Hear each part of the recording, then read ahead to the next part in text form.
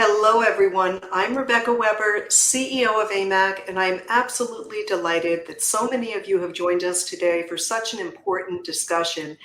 Now, for those of you who are new to AMAC, it was my father, Dan Weber, who formed AMAC over 15 years ago because he believed that all Americans deserved a conservative alternative to AARP. Today, we are over 2 million members strong, and we are really creating a movement. It's a movement of American patriots who are like-minded and who want to preserve our country. This is a country that we love so much. Now, we began the AMAC Foundation really to provide Social Security and Medicare advisory services to all Americans at no cost. So you can check out those great services at amacfoundation.org. We are going to be expanding our educational programming so that we can empower more Americans across the country and keep you informed on the issues that matter most to you. The last 100 days, folks, they have been incredibly momentous, really historic and hopeful. I am very hopeful about our country's future. And, while we've seen really unprecedented commitment, really truly unprecedented commitment to cut government waste, to put America first, and to bring common sense back into our communities, we are still keeping our eye on the ball. We know that a lot of progress has been made, but we are keeping our eye on so many key fights and issues that really are threatening our American way of life and the American dream. Harder and harder for young people to achieve the American dream.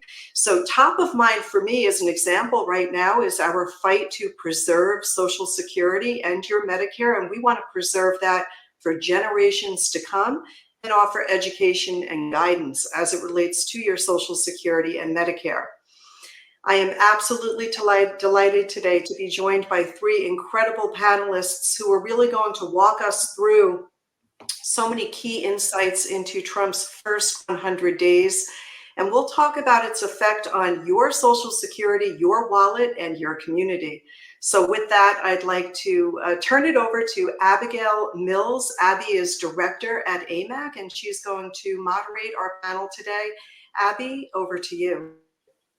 Thank you so much, Rebecca, and thank you everyone for joining today. We're so thrilled to get to have this conversation with such great guests. And to top things off, we're going to have a brief from the White House. So we have Jack Mantua joining us straight from 1600 Pennsylvania Avenue, and he's an associate director at the Office of Public Liaison. So Jack, we know you and your team have had a pretty busy past 100 days. Could you really give us more of an insight, beneath the curtain of what has been going on at the White House and what we've seen happening across the country? Yeah, absolutely. Can you guys hear me okay? Great. Well, thank you so much to Rebecca and everyone at AMAC for having us. We work very closely with you guys and a lot of the other groups on the outside. It's one of my favorite parts of the job is getting to know you guys and helping push your priorities through. But yes, it's been an unbelievably busy first 100 days, and it's an honor to be a part of the team. I think the best way to put it is the president has made, promises kept, and he's really stuck to that. That's been his commitment since the campaign, was his commitment in his first term, and it's something that he's really stuck to. I think one of the ways he's really done that is by assembling a fantastic cabinet and senior staff who are all really, really committed to, moving his agenda forward, putting wins on the board. We've got Secretary Kennedy and Secretary Rollins who are working very closely on the MAHA initiatives, and we're very excited to see that. Secretary Noem, Border Czar, Tom Homan, they've done a fantastic job securing the border. AG Pam Bondi, really doing what she can to restore law and order to this country. Elon working on the DOGE front, which I think has been one of the most exciting things that we've been able to see out of this administration. So being able to work with all those cabinet secretaries, all the others as well, and senior staff, that's been a lot of fun. They're some of the most accessible people I've seen. They are coming to events here all the time. They are traveling the country. They are meeting and talking with everyday Americans, which is a huge priority of this administration.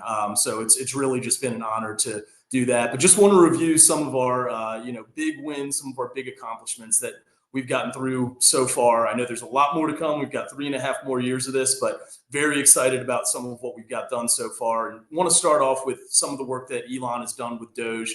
I mean, he has absolutely, exposed so much of the waste, fraud, and abuse that's been going on in this government. He's ended countless contracts that were absolutely wasteful, improper payments, and I know there's so much more to come. He's got people in every single agency finding out what we can do to really see where this money is being wasted, where, we do not need to be using taxpayer dollars for this. So that has been such a huge win, I think, so far. One of the other things, the president is doing everything he can to make this country affordable again. I think two of the big things he's done so far to do that are ensuring private investments in America, whether it be from domestic companies or foreign. We've already seen $7 trillion in commitments. I know there's going to be no shortage of that coming. We've actually got an Invest in America event going on right now at the White House. There's CEOs from all across the country, all across the world who are truly committed to investing in America. So we're excited to see what happens with that going forward too. The other big thing I think is energy dominance. That's something that the Biden administration, I think, truly failed this country on. And it's one of the president's biggest commitments. He's already ended the national gas export ban that the Biden administration instituted, issued EOs to address the Green New Deal, or the Green New Scam, as he likes to call it, opened U.S. waters to oil drilling. I think that's just the start of a lot of this, but some of the highlights that I think are really going to be truly impactful to the country as far as our economy goes and getting things to be back to, true affordability. And then I think the last big thing that, has been such a priority, something that he campaigned on hard and has truly, truly delivered on, has been the border. He has successfully closed the border down this time. It was an absolute crisis before, but we've got encounters down 99%. We've got gotaways down 95%. Migrant arrests are at an all-time low, which has just been unbelievable to see. And the way that we are conducting the largest deportation operation, I think, in this country's history, has also been incredible to see. Expelling cartel members, gang members, declaring MS-13, Tren de Aragua, and other gangs as foreign terrorist organizations. It's really gone a long way. And I think we've seen that, there was something that could have been done at this border at the executive level, and he has done everything that he can to do it. And lastly, on that note, the president has made a huge priority to restore justice to families who have lost loved ones to migrant crime. The Laken Riley Act is one of the first things that he did when he got into office, and really shows his commitment to making sure that we can make this country safe again. But I think that's just a brief little snapshot of the work that we've already done. There's no shortage of wins that are going to be coming out of this administration over the next 3.5 years. Very excited to be a part of it. Very excited to work with you all at AMAC to keep doing what we can to put those wins on the board. So thank you guys so much for having me. Really appreciate it. Thank you for sharing, Jack. And that was a great primer. A lot of things that you mentioned we're going to get to dig deeper in today, thanks to questions from our audience. And we really appreciate you taking the time. Yeah, absolutely. Thank you so much. With that, I'm going to move into our question and answer segment of this webinar. And I want to thank all of you who joined for voting on the topics that you wanted to see today to talk through, and even submitting questions for us to focus on.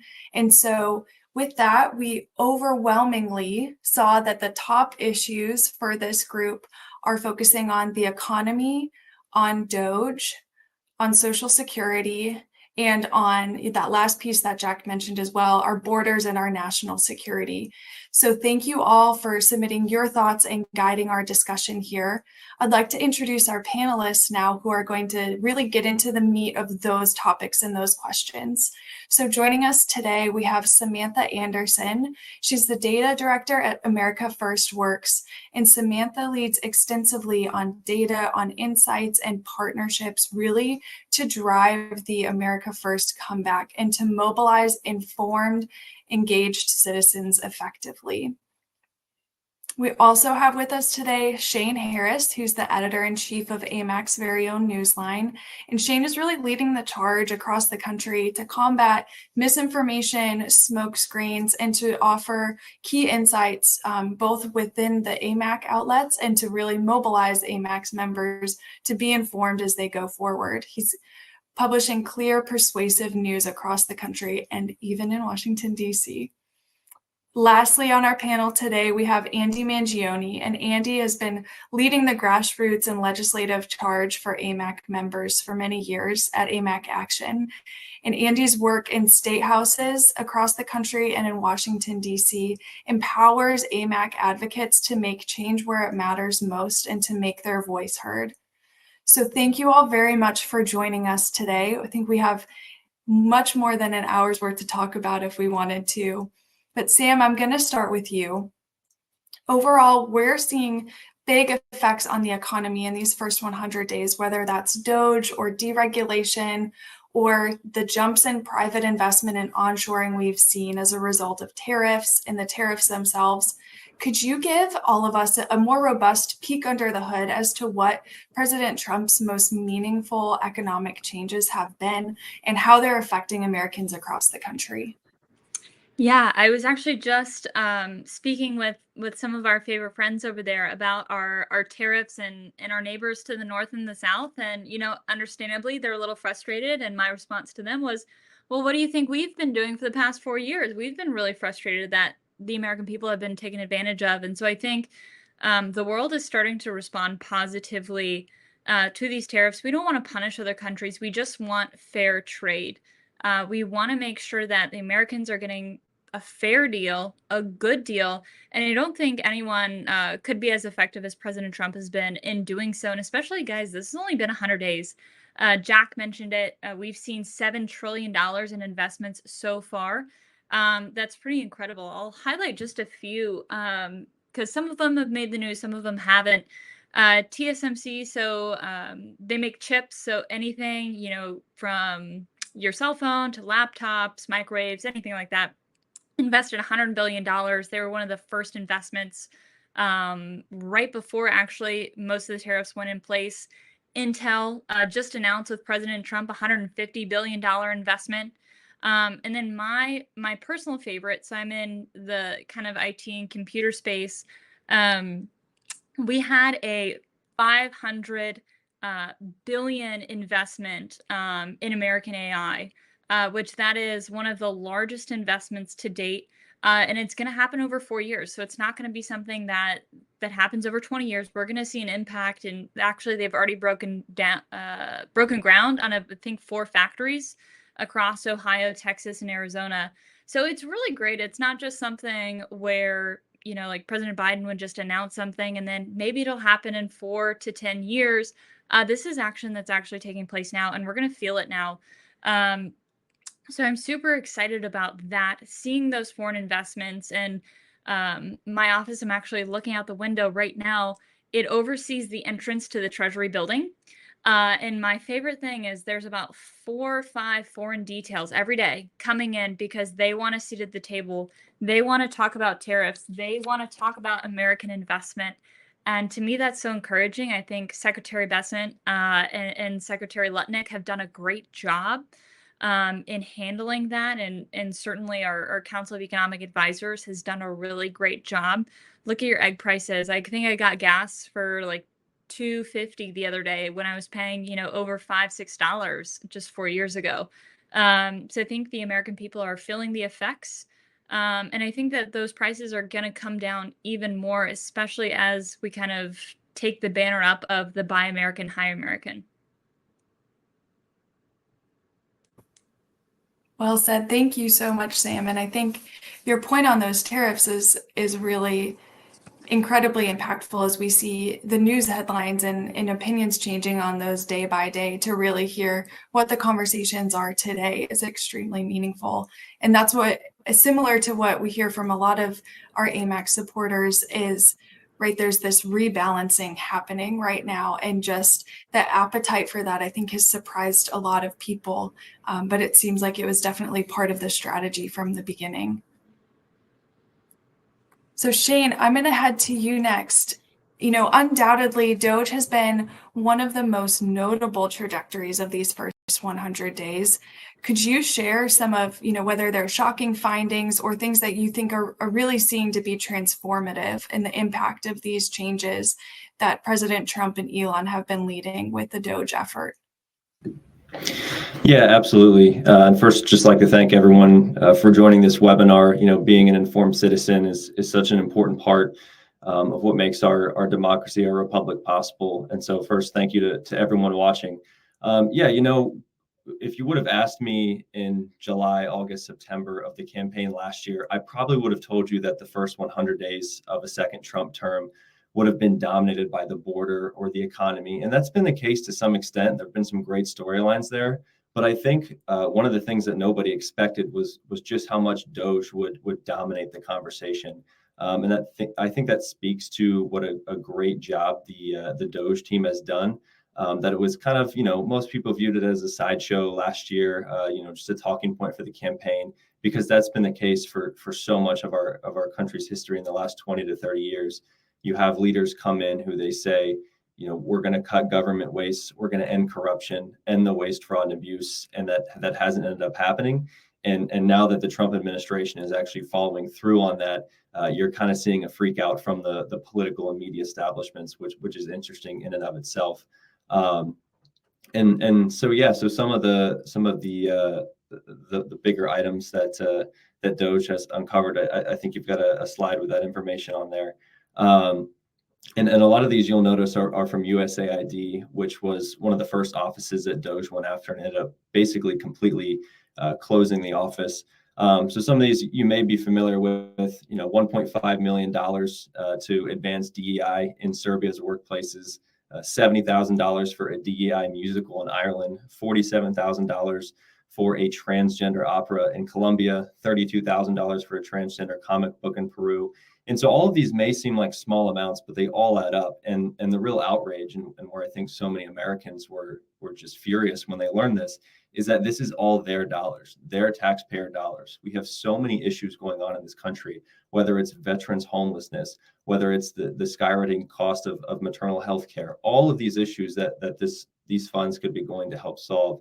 And instead, we're shipping them overseas for blatantly left-wing endeavors. And so you see they're on the screen. DOGE's total savings so far, $160 billion. That's about $1,000 per taxpayer. And you know, that might not seem like a lot, but it's more than we've really ever seen in terms of cutting back the bureaucracy, of cutting back the wasteful spending. And you know, I think one of the reasons that this issue and this story has dominated the news cycle, it's because of how so many Americans feel that they've been ignored by their government. So some of the things I have highlighted here, $59 million for luxury hotels where illegal aliens were staying in New York City. At the same time as that story was breaking in the news, we were hearing that FEMA, which was the agency which provided that funding, was kicking American citizens in North Carolina out of their temporary hotels after they lost their homes to Hurricane Helene. And so that contrast and those contrasts that we were seeing, I think, really helped thrust this into the public consciousness. And in the same vein, you know, another item we have highlighted here is $2 billion for an environmental activist group linked to Stacey Abrams, who, of course, is a two-time failed gubernatorial nominee in Georgia, who's basically made a career out of running and losing for elected office.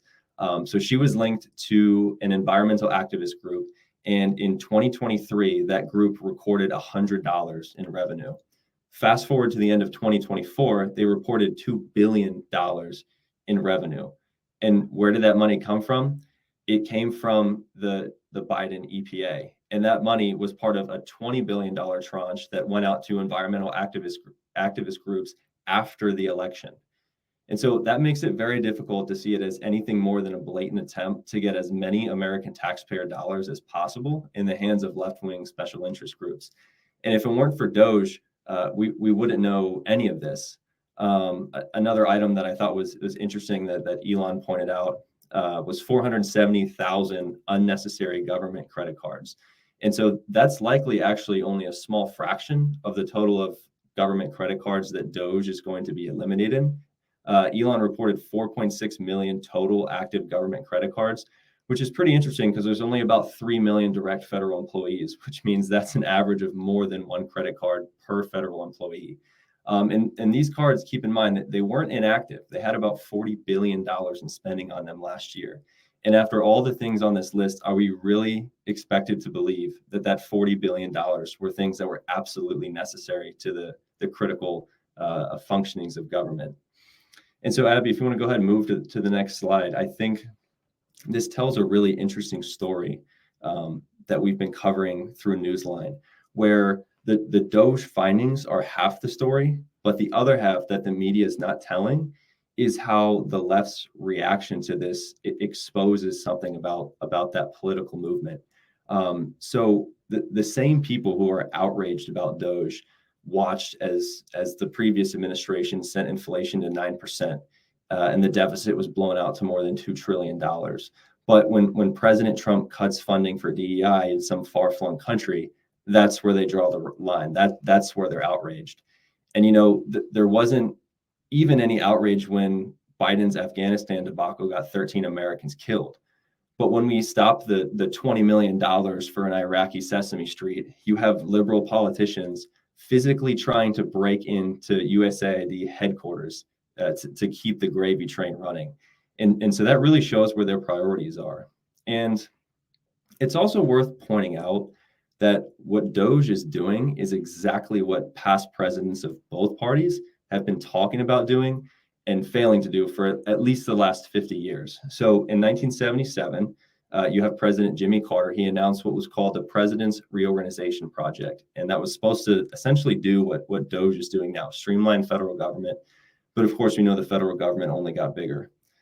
Then fast forward to President Clinton, who declared in his 1996 State of the Union address that, quote unquote, the era of big government is over. Shocker, it was not over. It was only going to get even bigger. And then in 2011, President Barack Obama signed an executive order on, quote, delivering an efficient, effective, and accountable government. And he later said clearly, we're going to go after waste, fraud, and abuse with everything we got. And of course, at that time, he was hailed as a hero of transparency and accountability.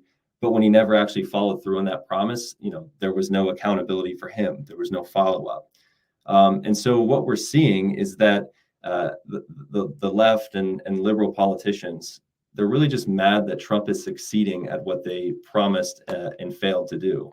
And that's what the political establishment does. And that's why Trump has always been, their enemy, public enemy number one. So the establishment and the elite class, they keep making the same promises over and over. But not only do they not fulfill on them, they actually don't have any intention of fulfilling them. Because the open secret in Washington is that the political elites and the establishment, they rely on waste, fraud, and abuse. That is what props up their entire lifestyle.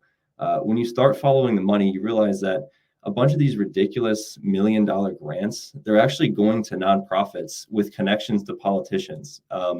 Mostly Democrats, but some Republicans as well. We know that when President Trump burst onto the scene in 2016, it wasn't just an earthquake for the Democrats and liberals. It was an earthquake for the entire political establishment.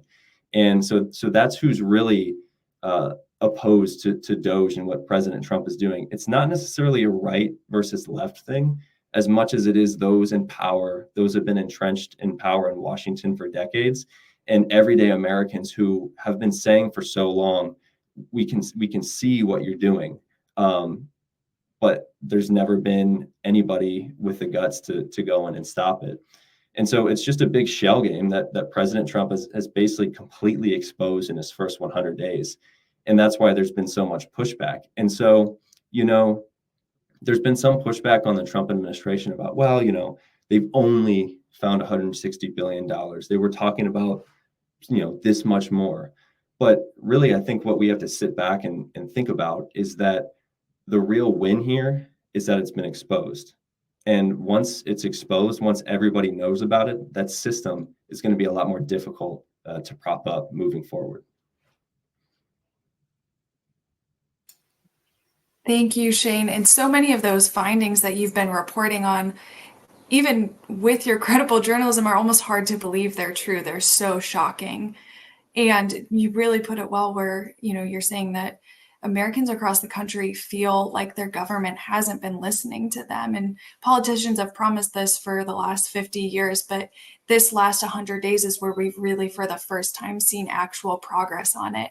And so I want to ask Andy. Andy, you're working hand in hand alongside AMAC members regarding the importance of DOGE and overall, over many years about fiscal policy, conservancy, and the importance of our budget. What are AMAC members saying about DOGE and about the last 100 days and the waste, fraud, and abuse that's been uncovered? Well, Abby, we poll our members, AMAC members, on a weekly basis and been doing that for over 15 years. And our members spoke loud and very clearly when we asked them specifically about DOGE. First, they love the work that the department is doing, and they are appalled at the amount of waste that's been uncovered thus far. They would love to see the work of DOGE expanded to other government departments. Then, if you recall, President Trump floated the idea of sharing some of the DOGE savings with Americans in the form of a rebate check. So we asked our members about that. And AMAC members indicated that they would rather see the savings go to pay down the debt and to stabilize legacy programs like Social Security and Medicare. And keep in mind, Abby, these are people living on fixed incomes. I mean, who couldn't use a $5,000 check? And I think this speaks volumes of the altruistic, America First mindset of the AMAC membership.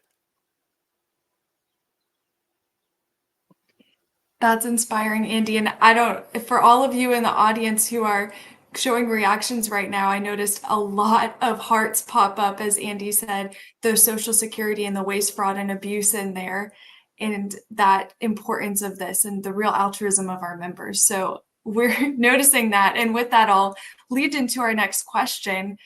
Social Security clearly on this call, and we know across the country, is a top issue for many here. And really the alarm we've been hearing sounded is not only around insolvency, which has been looming and is scheduled for 2032 now, but really to see the waste, fraud, and abuse within the system in the metrics that once again we've been seeing out of these last 100 days. And so as Rebecca mentioned at the beginning of this call, as that's been a core issue for AMAC and the AMAC Foundation since their beginning, I'd like to ask, Shane, for you to give some more insight on that. I know we've seen both amounts of waste, fraud, and abuse. We've seen incredible jumps in the roles of Social Security over the years. This is another number that's a bit hard to believe, but from 200,000 new Social Security numbers issued in 2021 to over 2 million in 2024. And again, these things are just incredible. Shane, can you give us more of what you see specifically on Social Security? What is happening right now, and what is the fight to be had for those of us on this call who care deeply about making sure that Americans receive the benefits that they have worked and paid into? Yeah, thanks, Abby. Obviously, Social Security, it's a huge issue for all Americans, but especially older Americans. And for so long, I think that the left has felt like they have a monopoly on the Social Security and Medicare discussion. And really, that's not the case. And I think what we're seeing now is there's a lot of fear mongering coming from the left about Social Security and Medicare related to DOGE and cutting waste, fraud, and abuse. And to me, that's one of the most blatant cases of projection that I've ever seen in my time in politics.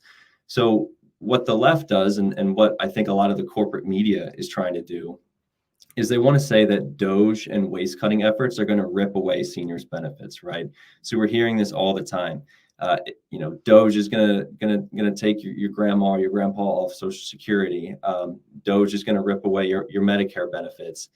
But what we know for absolute fact is that there are massive levels of fraud in Social Security, and that the program is barreling toward insolvency sometime in the next decade. We can argue over the date 2032, 2035, but what we know for absolute fact is that if things continue as they are, seniors will lose their benefits because the program's going to go bankrupt. And so the real threat to benefits is continuing to do business as usual. Which is really what the liberals and the left have advocated for a long time. And it's just not realistic. And so to deny that is to deny reality.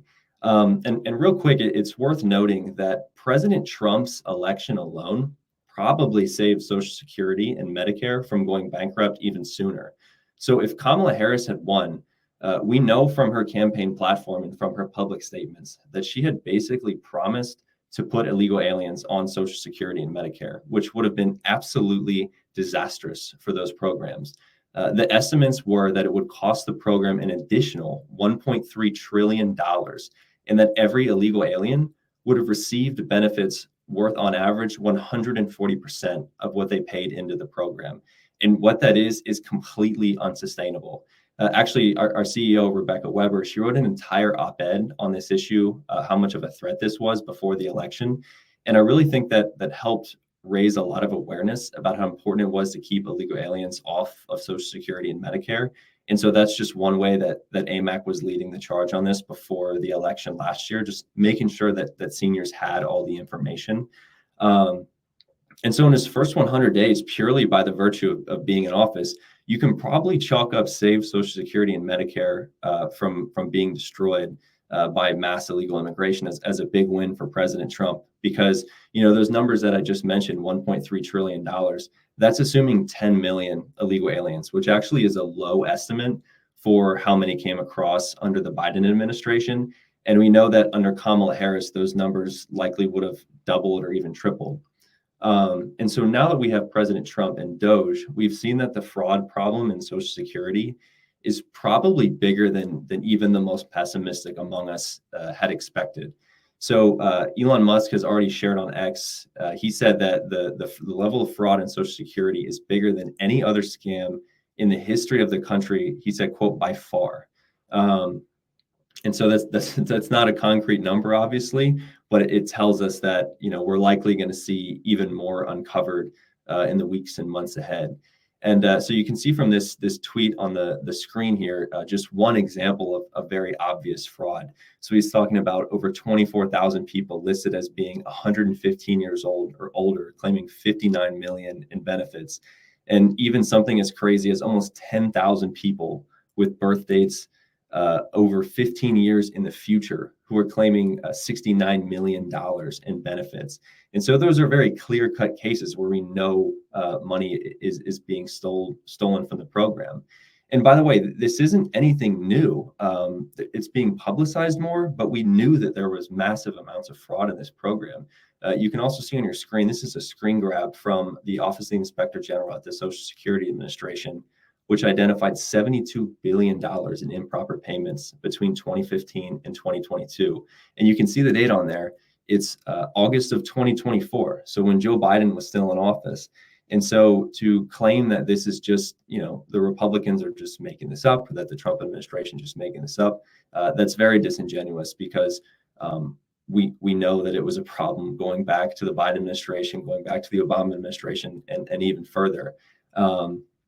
And so I think that kind of exposes how disingenuous left-wing talking points are, and how it's purely for political gain, right? Because the left thinks that if they can keep seniors scared, that they can drive down support for the president. And unfortunately, to some extent, that has worked a little bit. Because we saw President Trump gained with a lot of groups in 2024. One of the groups that he had kind of mixed results with was actually older Americans, and we're seeing that now in the polling, is that he's still doing quite well with younger Americans, but with older Americans, he's struggling a little bit. And so I think that is a real point of emphasis for us at AMAC. Is we need to make sure that older Americans aren't being lied to. We need to make sure that we're cutting through what the corporate media is throwing out there. And that's why I think our work with all of our different avenues at AMAC is so important, because we're getting this information directly to our members. We're cutting through the noise that's going on in the legacy media. And with Social Security in particular, it's so important because so many millions of Americans rely on it, and they deserve to have the most accurate, up-to-date information that is available to them. Well said, Shane. And we just have to thank you for the work that you're doing at AMAC Newsline to spread those stories and to do this type of journalism. And to your point as well, we've all been surprised to see not only was the Social Security issue much more dire than I think most Americans realized a year ago at this time. But on top of it, the strategy for adding illegal immigrants to the payrolls for these programs has not only been extremely unethical, but has as well, really put the future of them in jeopardy in these programs that Americans are relying on, and especially Americans of lower socioeconomic status who need these things to retire. And so I want to kick this over to Sam. Sam, we've seen that the border policy and immigration issues were, of course, huge drivers in this past election. And going forward, as Shane just mentioned, are really keys to understanding the dynamics of what our future in America will be like.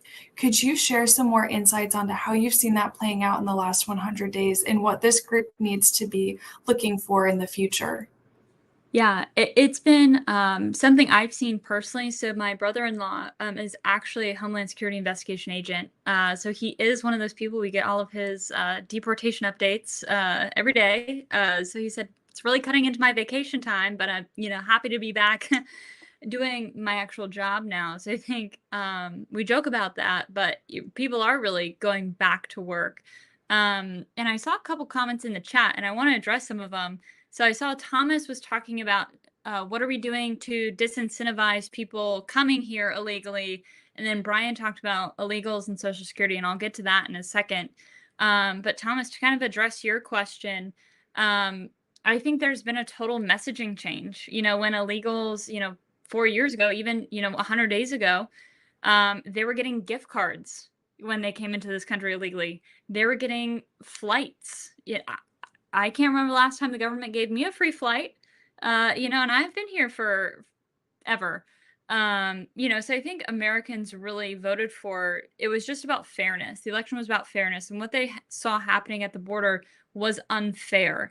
When I was at the border and working down there, one of the most kind of disheartening stats I heard, because the left will say, oh, what we're doing is humane. It's all about preserving humanity at the border. And one of the Border Patrol agents told me 75% of the women who attempt the journey will not survive it.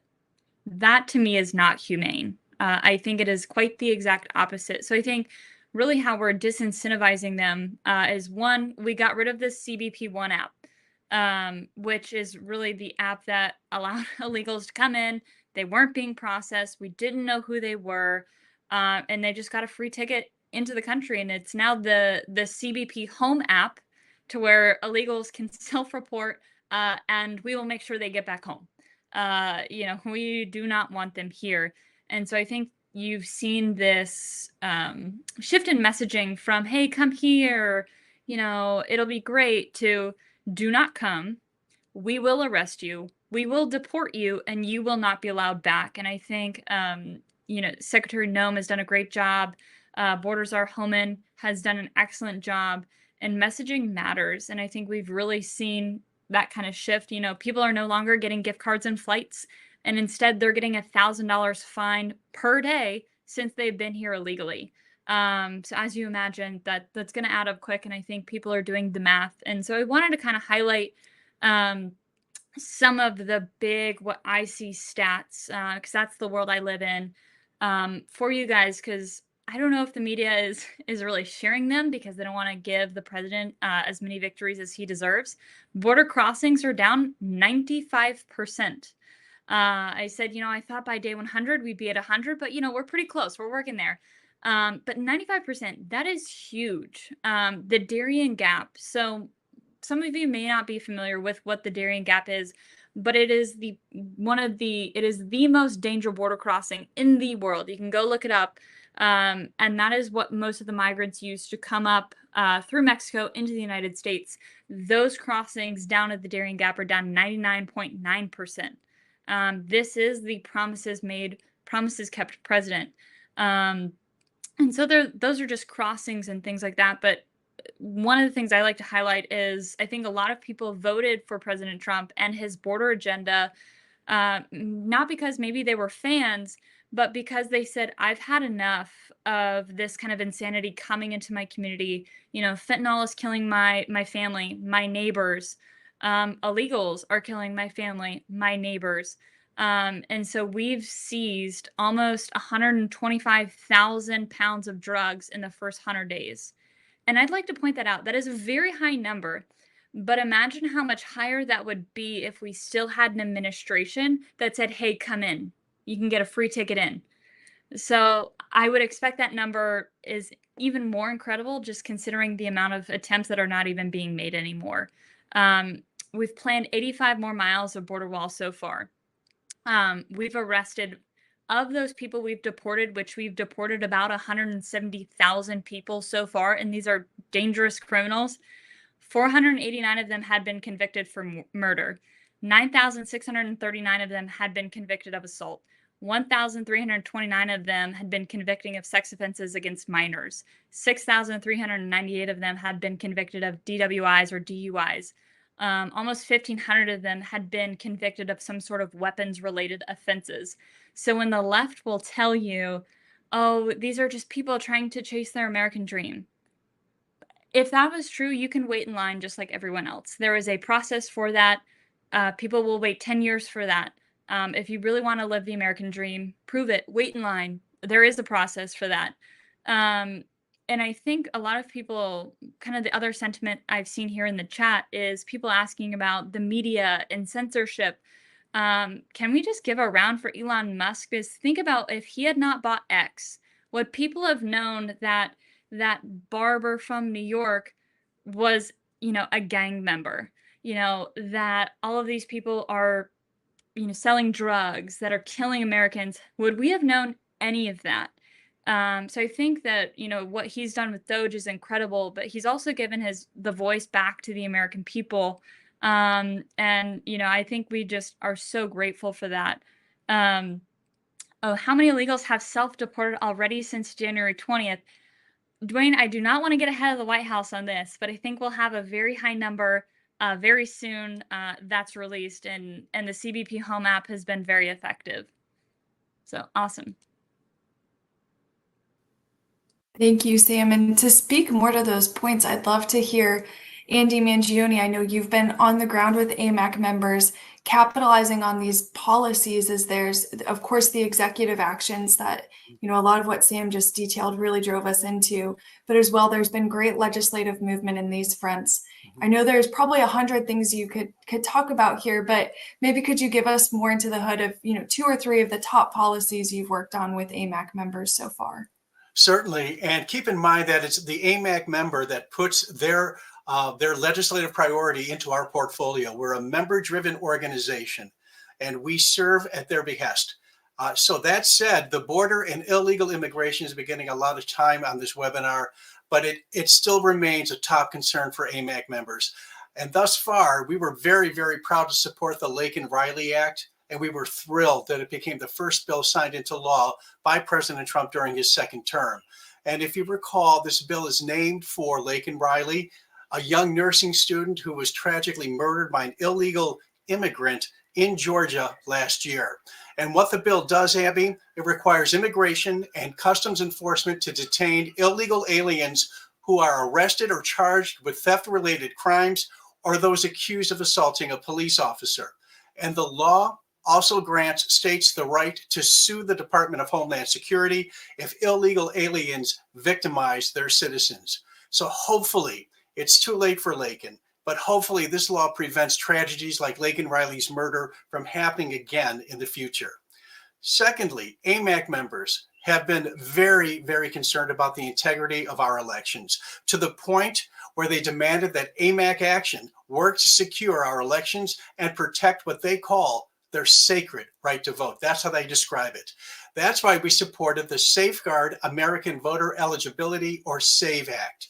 This bill addresses a direct threat to the legitimacy of our elections. And what it does, it requires states to obtain documented proof of citizenship when registering individuals for federal elections. And it requires the states to establish a program to remove non-citizens from their voting rolls. And to facilitate this, the SAVE Act allows states no-cost access to federal databases to assist in identifying non-citizens.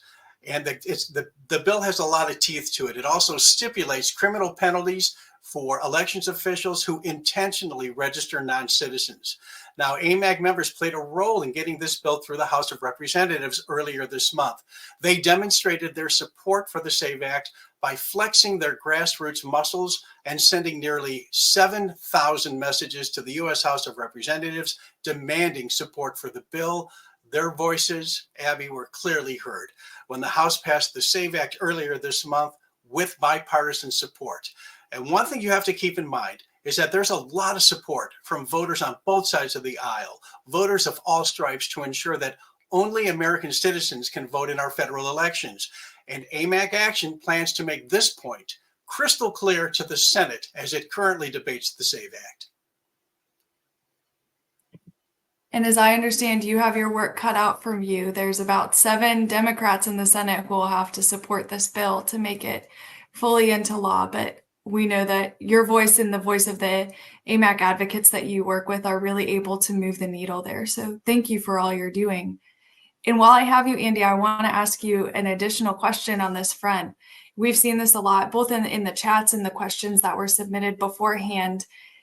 A lot of the great policy work that's been done has been through these executive orders to really capitalize on the momentum of this first 100 days. What do we need to do to see those actually stay? Whether, what's the strategy there that people need to be aware of? And, what, as your role at AMAC Action, what are you thinking of in those terms? AMAC members and anybody who is not an AMAC member, first of all, please join us, okay? But you need to contact your member of Congress.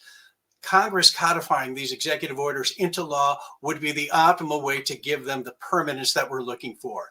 If, heaven forbid, something happens in 2028 and a Democrat is in the White House, first thing they're going to do is undo all the good that President has done with these executive orders. So they need to be codified, and they need to be codified soon.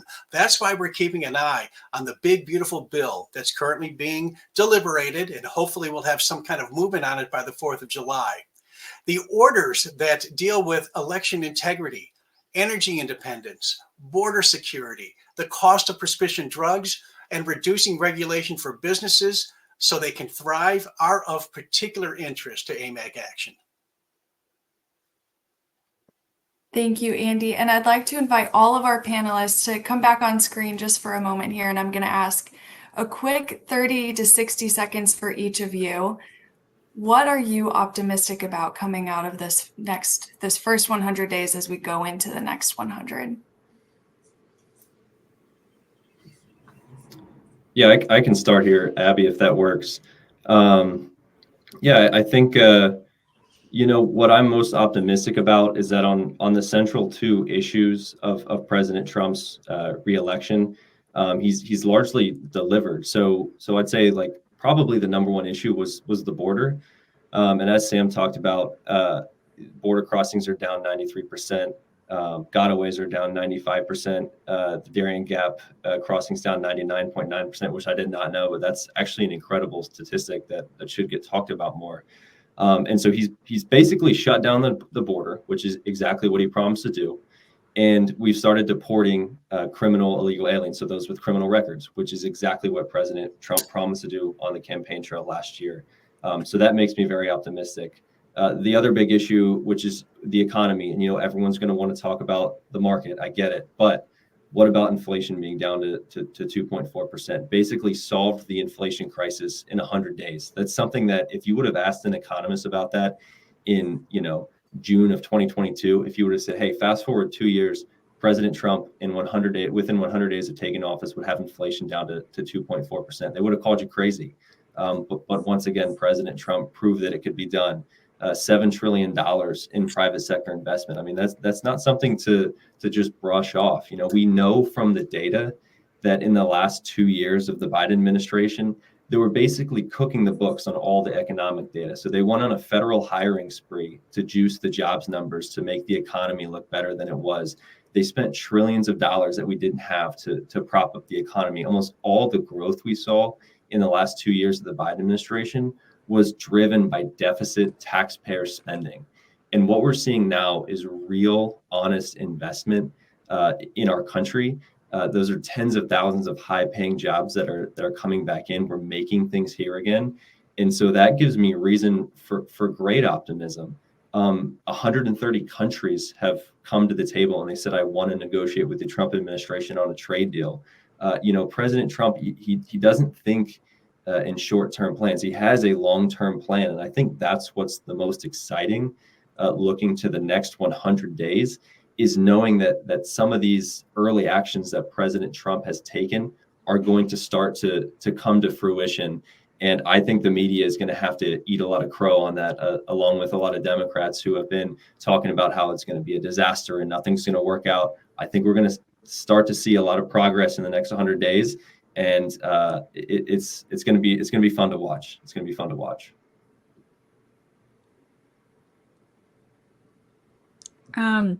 I would say what I'm most excited about is the president's cabinet and how they're really friends in real life, but how well they've worked together. And that's not something typically you see. You see a lot of infighting. You see a lot of, people trying to either subvert the president like we saw in the first Trump term, but they really are there to serve the president, but they're there to serve each other. And I think what I've seen in the first 100 days, I'm really excited for them to build on. And I take the issue of the border, for example. When you hear the border, you think, oh, okay, that's Secretary Noem at DHS with Tom Homan. But you see Secretary Bessent at Treasury looking into the financial transactions and the crypto transactions that the cartels are using. You have Secretary Turner at HUD saying, illegals will no longer be able to get Section 8 housing. They will no longer be able to get federal benefits for housing. We are taking care of our own people, not illegal immigrants. You see just so many other cabinet secretaries. You saw Secretary Rollins, my former boss, saying, hey, illegal immigrants will no longer be getting food stamps. We are making sure that the people who need them, who are Americans, are getting them. Secretary Kennedy saying, hey, they're not getting these benefits anymore from HHS. And so I think you have a cabinet who is willing to take on tough issues, whereas people may say, oh, the border is DHS's lane. Only DHS can touch that. They're really coming together for the American people, and I'm excited to see how that grows in the next 100 days. I'll tell you what I'm so impressed with is the pace that the president is moving at.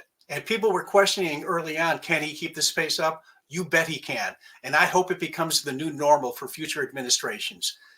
The president is proving that he can get a lot done in a short amount of time. And the second thing that I'm very much looking forward to and I'm very optimistic about is that the president will address the outpatient pharmaceutical prescription drug supply chain, namely pharmacy benefit managers. And perhaps the pharmacy benefit managers, he did that in his first term.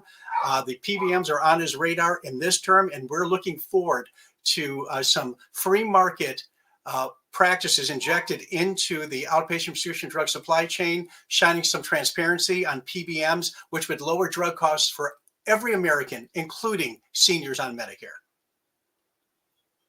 That's a good teaser, Andy. We hardly even got into healthcare costs on this call, but we'll have to have a follow-up conversation there. Well, I want to thank all of our panelists for taking, your precious time out of your day. We've really appreciated learning from your insights and strategy.